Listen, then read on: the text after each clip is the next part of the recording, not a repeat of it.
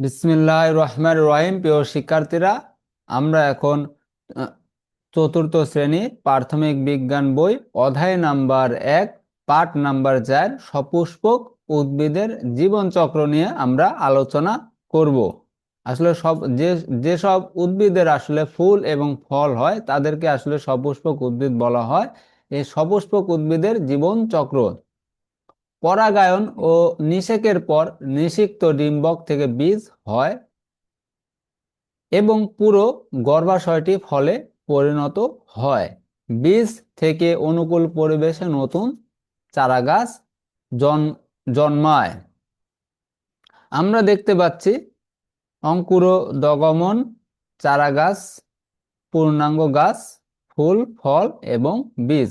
এটা হচ্ছে আসলে একটা সপুষ্পক উদ্ভিদের জীবনচক্র, যে সর্বপ্রথম বীজ থেকে আসলে একটা চারা গাছ হয়, সে চারা গাছটা পূর্ণাঙ্গ চারা গাছে রূপান্তরিত হয়, তারপরে সে চারা গাছে আবার ফুল ধরে, তারপরে ফল ধরে, আবার ফল থেকে কি হয়, বীজ হয়। এটাই এটাই হচ্ছে আসলে একটা সপুষ্পক উদ্ভিদের জীবন চক্র।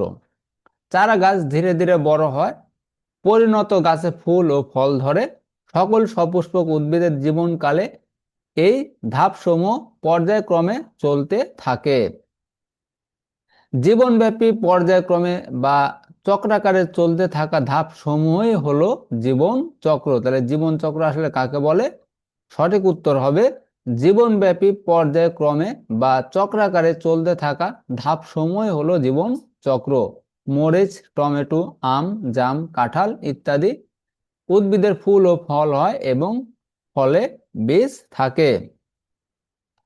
গাছের জীবনচক্রের ধাপসমূহ চিহ্নিত করো। যা যা করতে হবে: উপরে চিত্রটি নিয়ে সহপাঠীর সাথে আলোচনা করে চিত্রটিতে জীবনচক্রের বিভিন্ন পর্যায় চিহ্নিত করি। আসলে উপরে যে চিত্রটি দেওয়া আছে, প্রিয় শিক্ষার্থীরা, আমরা সর্বপ্রথম যে একটা চারা গাছের ছবিতে যেভাবে তার জীবনচক্র দেখেছিলাম, ঠিক সেভাবে আসলে এটারও জীবনচক্র নির্ণয় করতে হবে।